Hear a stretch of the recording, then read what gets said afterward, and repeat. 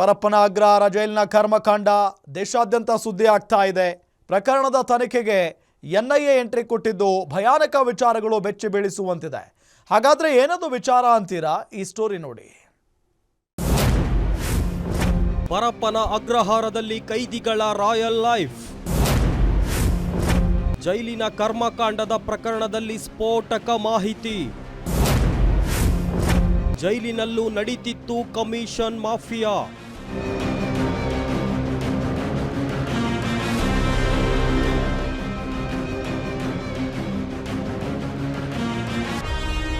ಪರಪ್ಪನ ಅಗ್ರಹಾರ ಜೈಲಿನಲ್ಲಿ ಕೈದಿಗಳಿಗೆ ರಾಜಾತಿಥ್ಯ ಪ್ರಕರಣಕ್ಕೆ ಸಂಬಂಧಿಸಿದಂತೆ ಜೈಲು ಅಧಿಕಾರಿಗಳ ನಡವಳಿಕೆ ಬೆಚ್ಚಿ ಬೀಳುವಂತಿದೆ.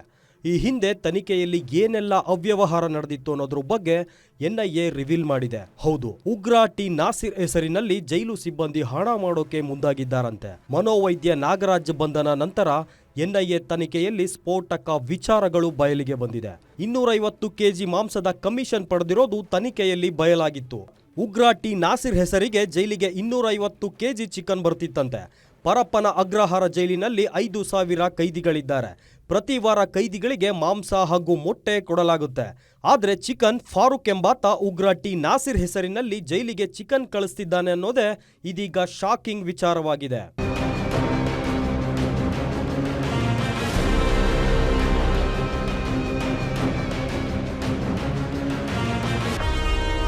ಫಾರೂಕ್ ತಿಂಗಳಿಗೊಮ್ಮೆ ಉಚಿತವಾಗಿ 250 ಕೆಜಿ ಮಾಂಸ ಪೂರೈಕೆ ಮಾಡ್ತಿದ್ದ. ಇದನ್ನ ಅಧಿಕಾರಿಗಳು ತಾವು ಕ್ಲೈಮ್ ಮಾಡಿಕೊಂಡು ಹಣ ಹಂಚಿಕೊಳ್ತಿದ್ರು ಅನ್ನೋದು ಎನ್ಐಎ ತನಿಖೆಯಲ್ಲಿ ಬಯಲಾಗಿದೆ. ಕೈದಿಗಳು ತಿಂಗಳಿಗೊಮ್ಮೆ ರೇಷನ್, ಅಡುಗೆ ಮಾಡಲು ಎಲೆಕ್ಟ್ರಿಕ್ ಸ್ಟವ್ ಬಳಕೆ ಮಾಡ್ತಿದ್ರು. ಜೈಲಿನಲ್ಲಿ ಕೈದಿಗಳಿಗೆ ತಮಗಿಷ್ಟವಾದ ಅಡುಗೆ ಮಾಡಿಕೊಳ್ಳಲು ಜೈಲು ಅಧಿಕಾರಿಗಳು ಬಿಟ್ಟಿರೋದು ಸಹ ಗೊತ್ತಾಗಿದೆ.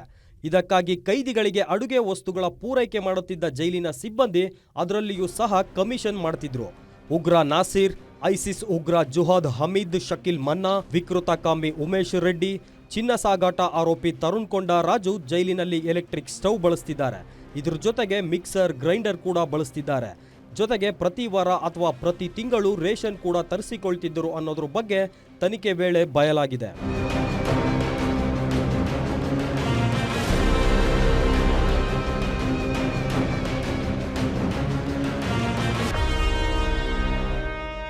ಇನ್ನು ಈ ಕೈದಿಗಳು ತಮಗೆ ಬೇಕಾದ ಖಾರದ ಪುಡಿ, ಅಕ್ಕಿ, ಟೀ ಪುಡಿ ಸೇರಿ ಇತರೆ ವಸ್ತುಗಳ ಪಟ್ಟಿ ಜೈಲಿನ ವಾರ್ಡನ್ಗಳಿಗೆ ನೀಡಿದ್ರೆ ಅವರು ಎಲ್ಲ ಅಡುಗೆ ಸಾಮಗ್ರಿಗಳನ್ನು ಪೂರೈಕೆ ಮಾಡ್ತಿದ್ದಾರೆ.